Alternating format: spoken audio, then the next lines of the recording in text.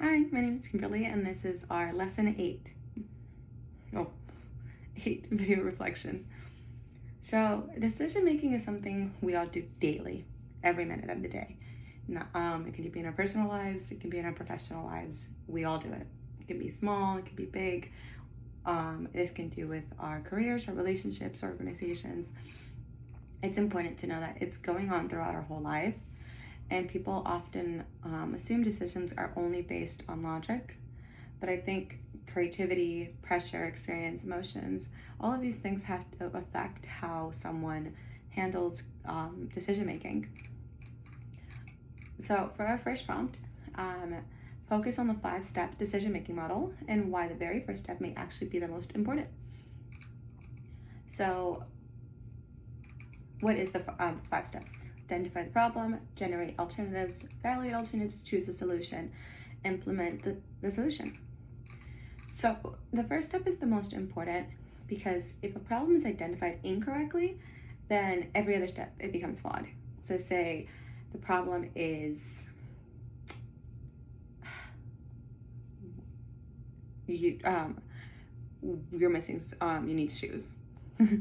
And you realize that you're missing a shoe, but you're looking for the wrong shoe. And then you proceed to do everything to find the shoe. And then you find it, and then you're like, oh, this is the wrong shoe. You solved the wrong problem. You solved the wrong solution, the wrong issue. I think it's very important to know what that first step is before you can go ahead and figure out how to solve it. The reason in a company, the reason why this is such a big deal is because if you are solving the wrong issue, you are wasting time, resources, and energy. And all of these are things that you can't get back. So how do managers find the symptoms and look at the root cause, the root issue? Usually symptoms, like a disease, you can look at the basic symptoms, like fever, coughing. But if you just automatically assume what the issue is instead of going deeper, then that leads you to solving the wrong problem. It's important to take the time to find out if those symptoms are coming from a deeper problem. Take, for example, a dealership is noticing that their sales are dropping, and management is just jumps to the conclusion that their sales team are being lazy and not working. But the real problem was poor marketing and bad low inventory, or just economical environment and situation in the country. It's important to always find the root cause, because even if you solve the surface level issue, that's only the top. That's only going to be a temporary fix. You want to be able, it's going to come back. Just like disease, if you only solve the fever, but you don't figure out what caused the fever, that fever is going to come back. So in a personal reflection, I think this happens, like I said, like our examples, this happens all the time. Happens in our daily life a lot too. If people just emotionally react to a problem without fully understanding them, then you're just fully going to make the wrong decision.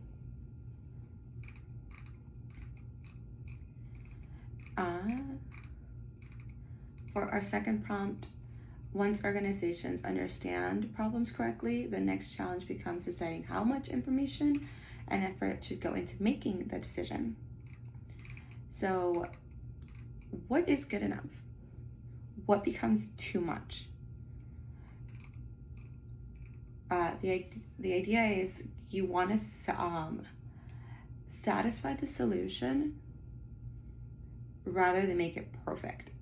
Instead of wasting resources and endlessly finding the best solution, if you people can choose the acceptable option that meets the basic needs. This happens when time is limited, like in a project, like deadlines coming up and you need to solve that problem, or pressures are high or the information is incomplete. Why do companies and organizations do this? Companies often cannot spend unlimited time solving an issue. Again, if you're in the middle of a project and a deadline is coming up, and sometimes fast decisions rather than perfect decisions are the better option. I think that a lot people in their day-to-day lives sacrifice finding the better option just because they're too busy and they're overwhelmed and they want that issue to go away. Where I think satisfying is appropriate would be like retail management, managers making small decisions daily, or like scheduling issues. You don't have to find the perfect person to cover the shift. Just cover the shift.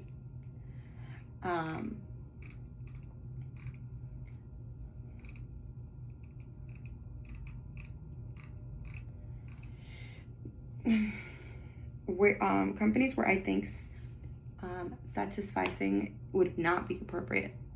My big one, healthcare. You don't want your doctor to just be like, oh, that's good enough, let's go with that one. Or your surgeon in the split of the moment being like, oh, I don't know what this artery or organ does. You want them to use all of their resources available to truly put in the time and find the best solution. Good enough can lead to just more harm or death, unfortunately. And another big one would be structural engineering. Take bridges. You don't want the engineer creating your bridge to just skip to the best option in the moment. You want them to exhaust all of their options and all their research and find the best possible solution for the problem that has arisen.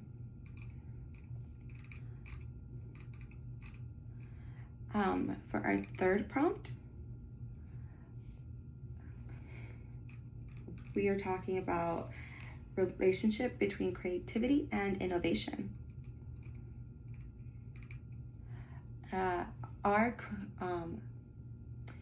Is creativity and innovation the same thing?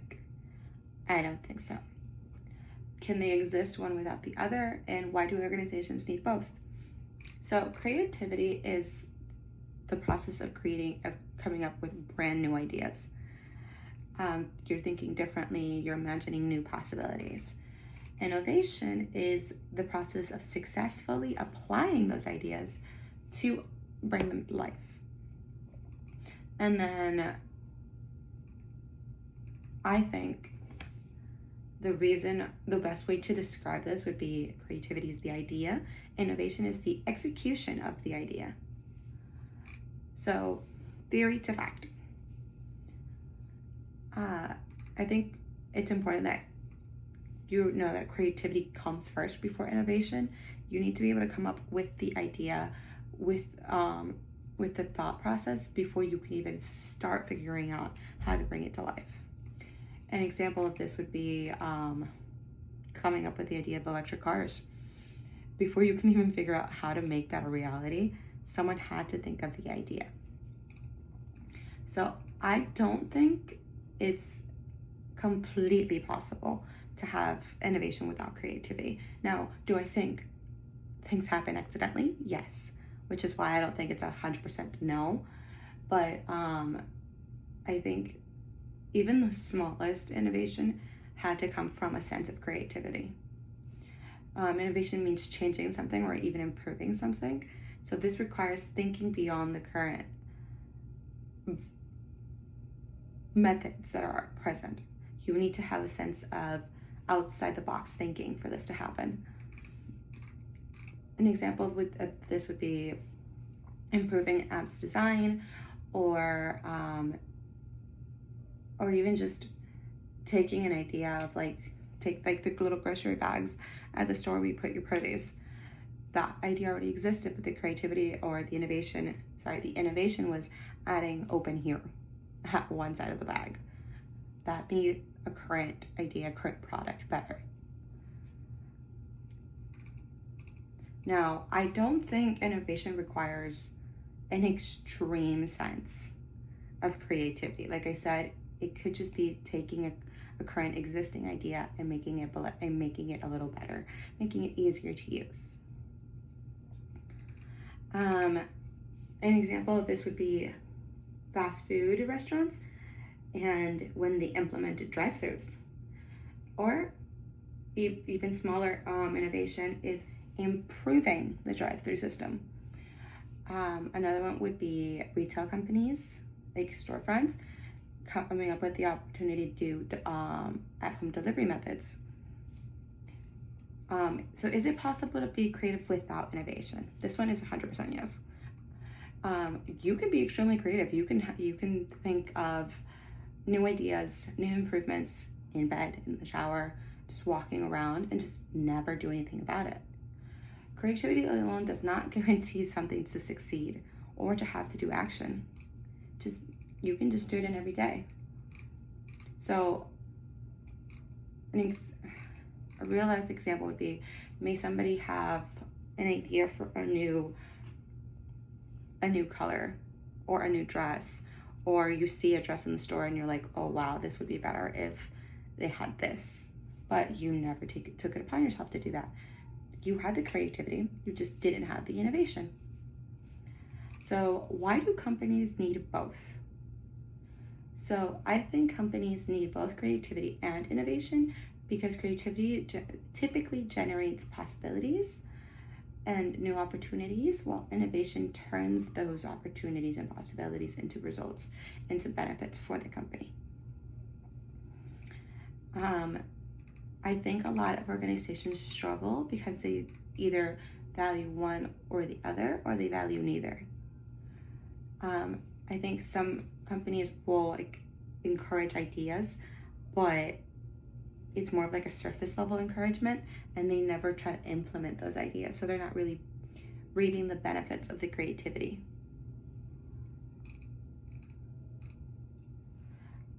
I think an example of why this is bad and has negative impacts would be if a company initially says that they are trying to cultivate creativity and innovation, or either or, and they sit along trying to do that, and then they just randomly stop, then employees are going to stop sharing their ideas because they assume, they already know that the company doesn't care, and it was all a type of false advertisement.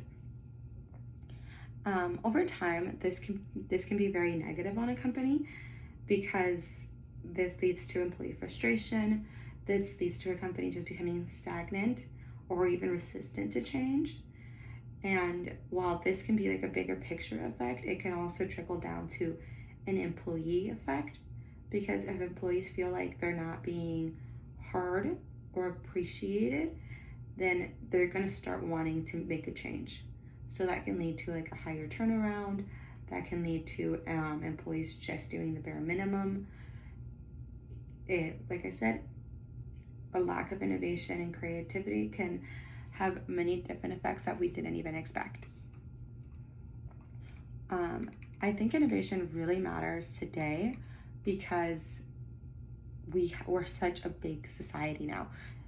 We have so many new innovations and tools that connect us all over, which means that we have a larger competitive market. So because of this, technology really changed the world for us.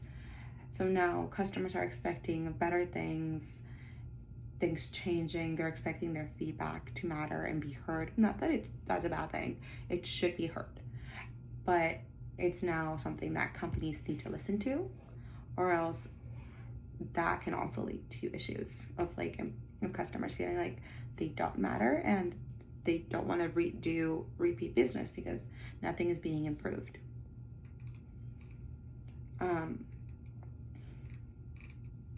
So for our fourth prompt, it says, take these ideas about creativity and apply them directly to hiring and organizational decision making. So when should organizations prioritize raw potential? Should they prioritize proven experience? And how should an organization how do these affect an organization's hiring decisions?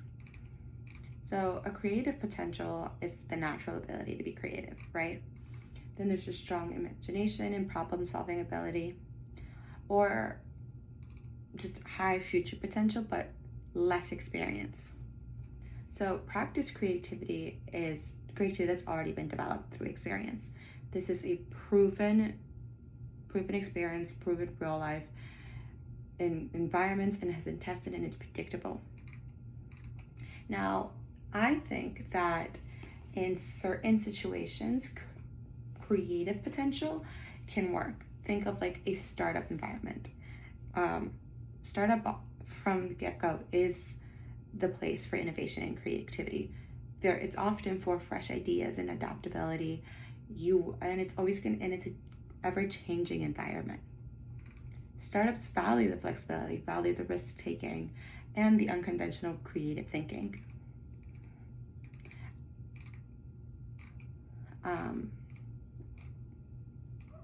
I think another really good example would be a company that's trying to change their image or reinvent themselves. That's a really good example. I think that moving on to potential, I think a really big one would be skills can be taught. People don't have experience off the bat. Someone has to give them a chance. This would be your technical skills or your processing. These are things that you can learn on the job. You can gain experience. The more experience you have, the better you get. Along with the one thing that is hard to teach would be your natural curiosity, your sense of wanting to learn. That is something that can't be taught, but technical skills, job-focused skills, that can be taught. So I think in good places where this would work would be structured environments where a company is already structured. They know what needs to be done. They know what they're requiring, and they've got the time for it.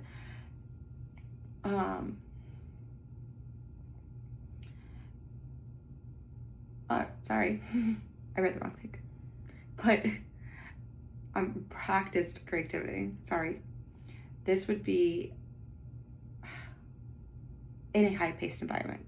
Practiced experience and creativity is needed in a practice environment and a large corporation where you don't have time to teach someone. When you hire someone and you fully expect them to already know what needs to be done.